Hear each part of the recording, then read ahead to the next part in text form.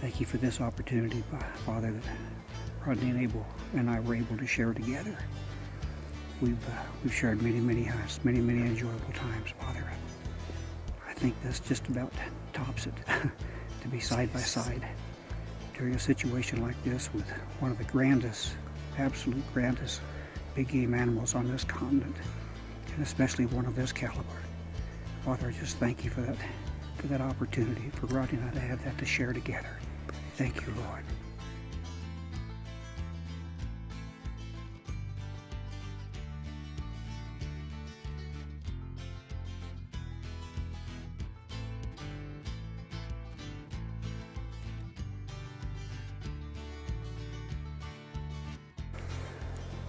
Without you, all things are impossible. Yes, Father.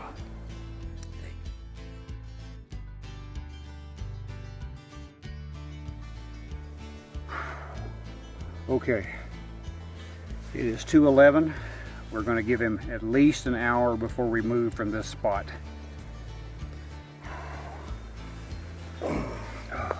I can't believe those ghillie hats. We were standing right there in the open.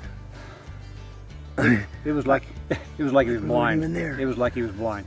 I can't believe it. I can't believe it. Unbelievable. Oh my goodness. Did you hit him too? I thought I saw part of your arrow sticking out the back side. I think so. I think so. The only thing I know for sure is that just as I got to full draw, or just before I got to full draw, in my peripheral, your arrow disappeared in the pocket. And I'm watching the snot come out of this guy's nose. He turns broadside and he starts walking to our right. And there's that one tree that's right out in front of me that I'm doing my best to try to just narrow my body and hide behind as he's coming around. He comes all the way around and he gets right almost to the edge of coming out. And the whole time I'm kind of shuffling my feet trying to get in position for a shot without him making a lot of movement.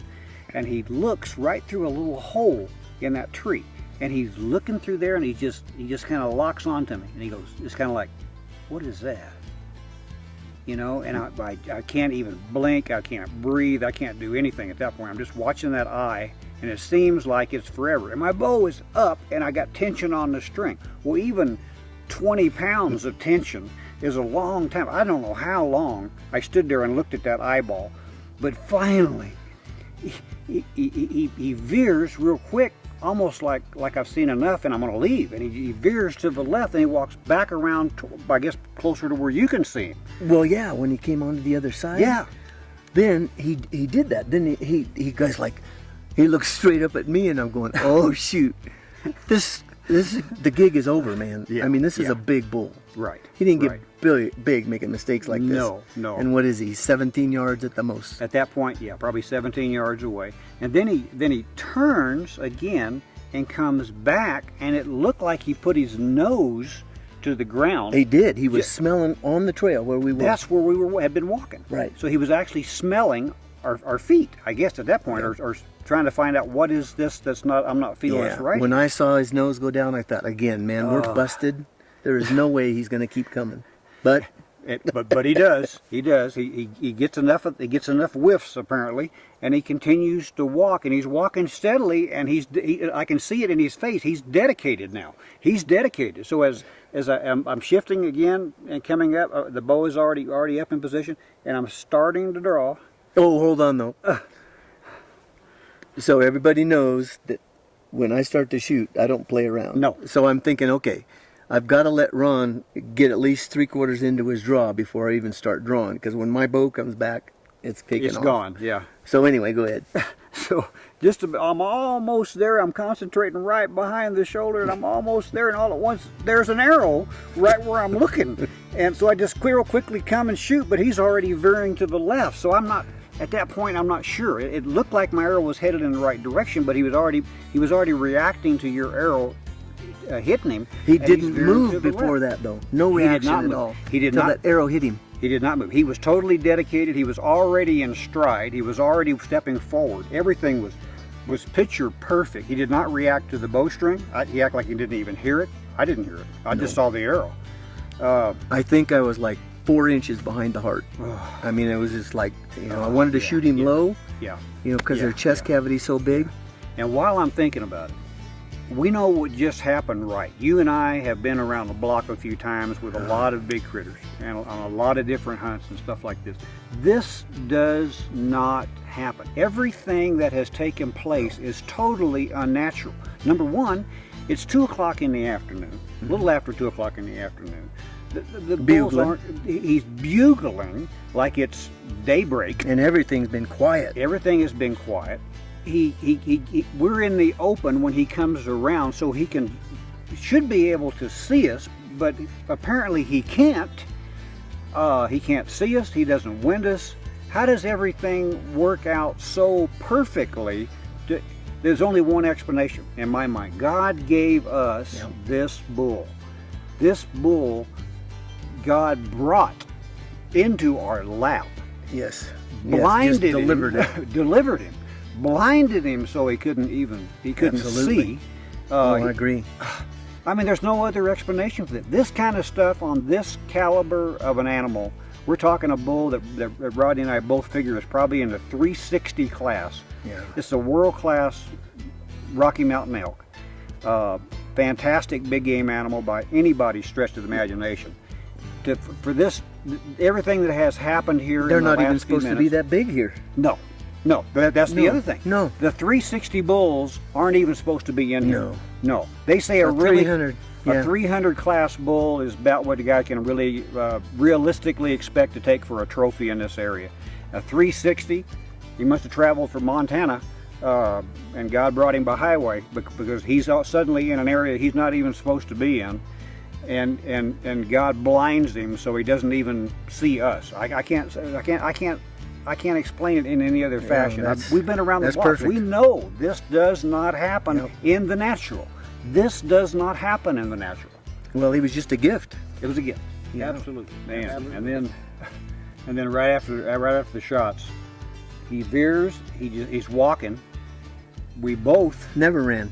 Yeah, never ran. He's walking. He's walking around to our left. Around to our right as we're facing in that direction. He's walking around to our right.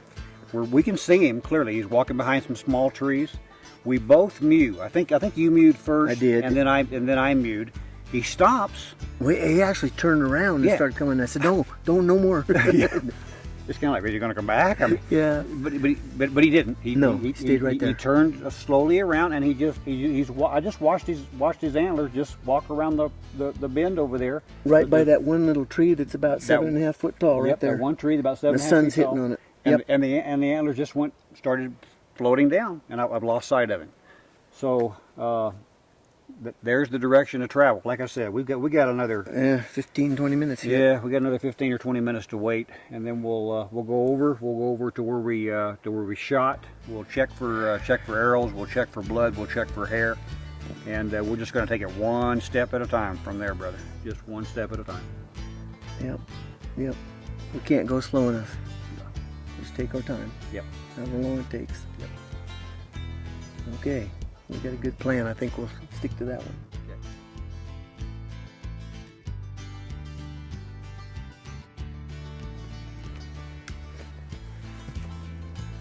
All right. I'll give you some bad news. What I believe actually happened was as Rodney's arrow hit the bull was already reacting to the impact of the arrow. At the same time, my arrow was on its way and probably was in a drastic quartering away position and turning hard left as my arrow basically hit behind the shoulder area and then relayed right alongside the body cavity, probably across the leg and then into the ground. The other bad news, Rodney and I tracked the bull yesterday, which was when we hit that bull, till almost dark. We marked the spot we got back in here again just a little after daybreak, and it's been one long agonizing day. Never laid down, never gave any sign whatsoever of being vitally hit. My belief, for the guys that have done this for a long time, we know what happens. I've dissected many big game animals. There is a pocket between the heart and the lung area. It's not very big, but it can make you look like you have a really good shot, and your arrow can pass through that spot between the heart and lungs and not actually hit anything of vital, like a heart or a lung. I believe that is what's happened on this bull.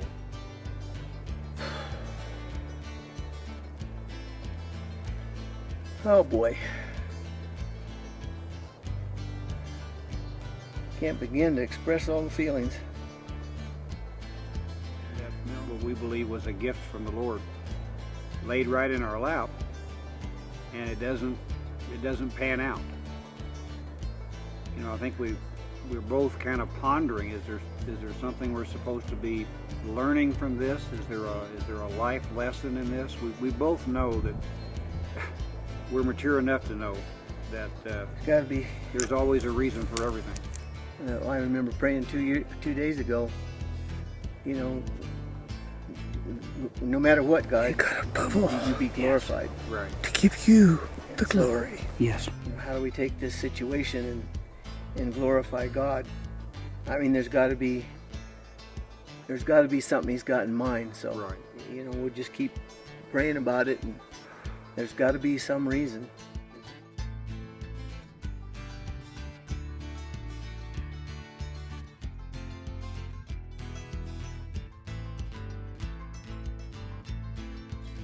The one thing that came to mind was the couple, the elderly couple that we met halfway into the search area the day after. Exactly. And there they were in the middle of nowhere. This gal's got an elk tag, and we talk a little bit with them and visit a little bit, but you and I are trying to get up the trail to get back in their search area.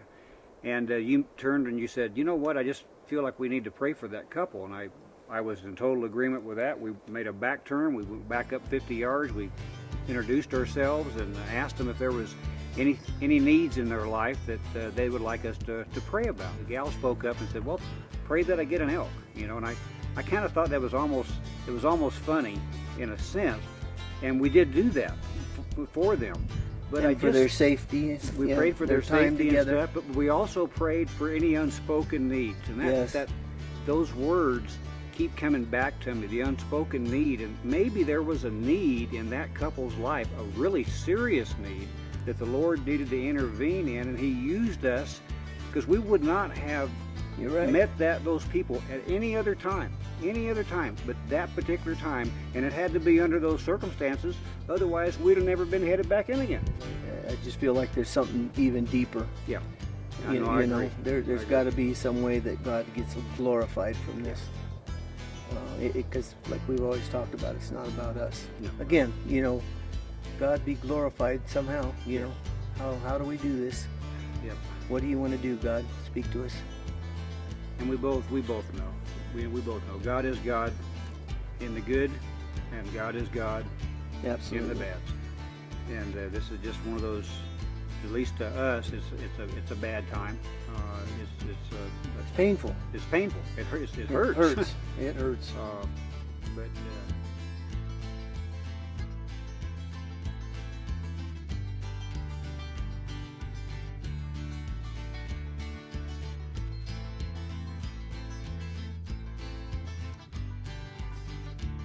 What we've come up with was that God had given us unmerited favor in so many things in this Bent Bow Productions.